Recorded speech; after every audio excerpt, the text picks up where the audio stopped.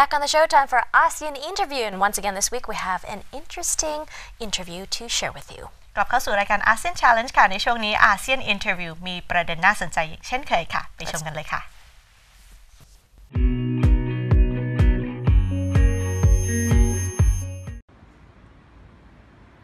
In business this week, the Asian arm of PR agency SBell Pottinger reported Friday, September 8th, it's rebranded itself now as Clerico Communications and plans to separate from the scandal-hit British parent, which it expects will go into administration next week. Until recently, one of the world's biggest PR firms, SBell Pottinger, has put itself up for sale after losing clients for running a racially charged campaign in South Africa, which has led to it being shunned by its peers.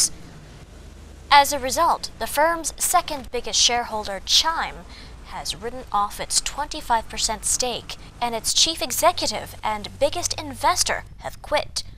Co-founder Tim Bell, who resigned last year, said Wednesday the agency was now close to the end.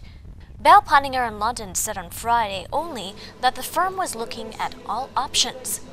The heads of Bell Pottinger's Asian business, run as a legally separate entity, said that they now plan to relaunch as an independent firm called Clerico Communications with a new ownership structure.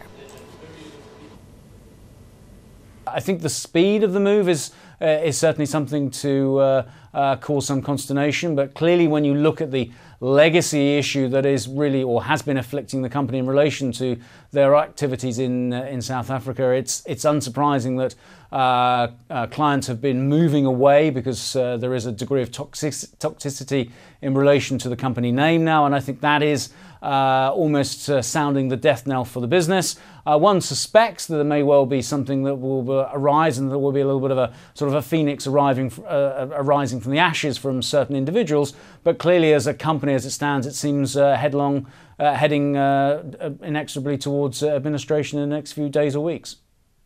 Well, I think it's very difficult to suggest anything other than the decisions or some of the decisions that have been taken by the business have been certainly challenging, shall we say. But I think there is, you should always be wary about looking at things in hindsight. But clearly, the decisions that were taken in relation to South Africa have appear to be almost terminal for the company. In terms of those other decisions previously, well, I think companies often have some negative press, and of course. This company has not been immune to that, but I think the issues in relation to South Africa have clearly proved almost terminal. Lloyds Banking Group, Britain's biggest mortgage lender, will be among its biggest creditors if the group fails to find a buyer. Bell Pottinger's clients are said to have included Syrian First Lady Asma al-Assad, the Pinochet Foundation, Oscar Pistorius, and Margaret Thatcher.